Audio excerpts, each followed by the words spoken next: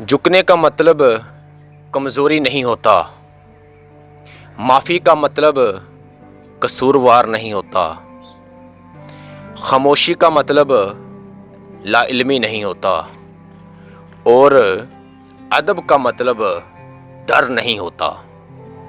صاحب ایسا کبھی نہیں سمجھنا، بلکہ ایسی خصلتیں، یہ اوصاف، ایسی خوبیاں، یہ سب صلاحیتیں اس شخص میں پائی جاتی ہیں جو پرخلوص، سمجھدار اور باشعور ہو، جو رشتوں کی بولی لگانا نہیں بلکہ رشتوں کو نبھانا جانتا ہو، جو رشتوں کو توڑنا نہیں رشتوں کو جوڑنا جانتا ہو۔